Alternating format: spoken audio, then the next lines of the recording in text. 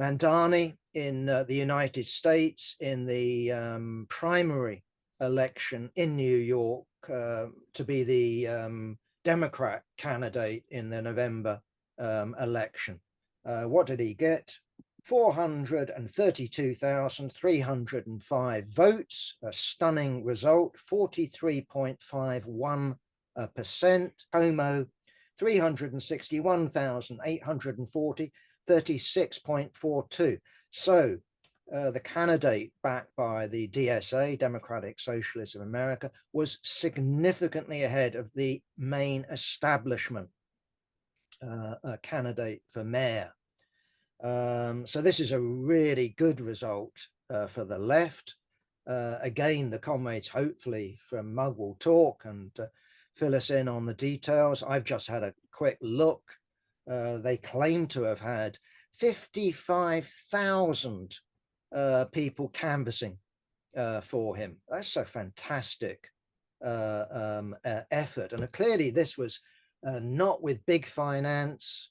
This was with small donations, ordinary people being involved, with a real prospect of him winning. Now, of course, that would be a great result, but of course, with great results, there comes great challenges. You have great responsibilities.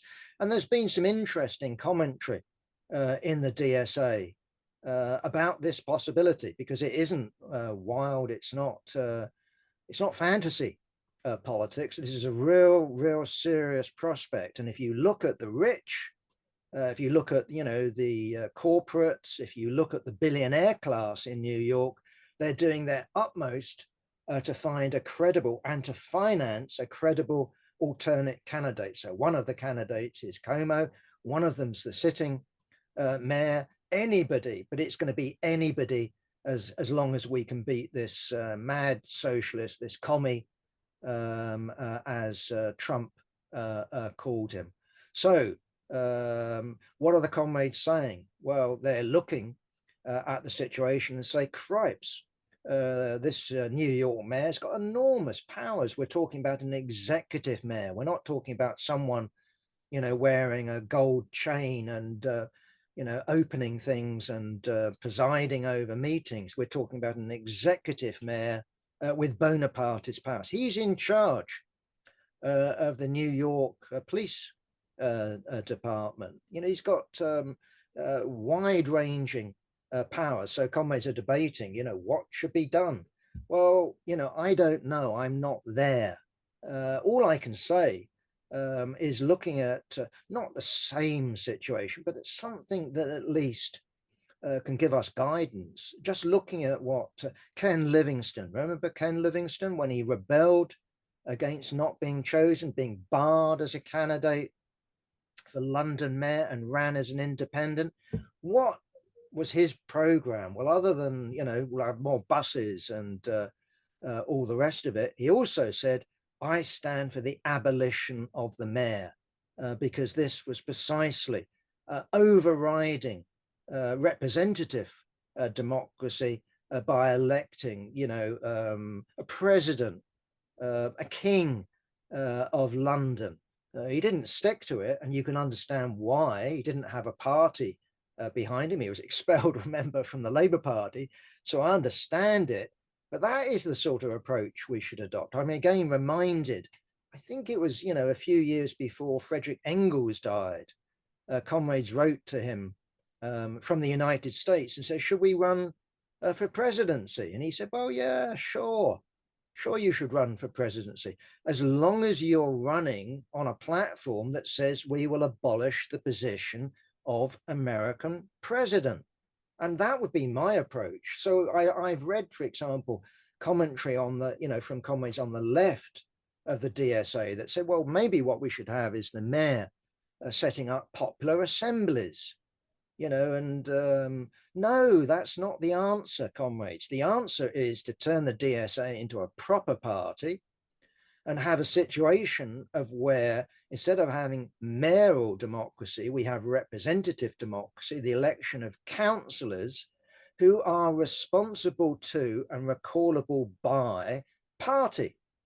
And therefore I come back to this terrible word, not terrible for me, not terrible for us, but terrible for some on the left because they don't understand its origins and its proper use, democratic centralism, which is, as I understand it, was a term coined in Germany by the Social Democracy to control their Reichstag faction.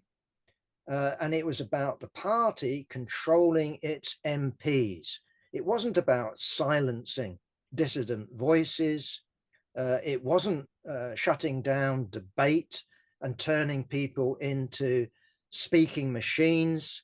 No, it was about, we have the power to recall you.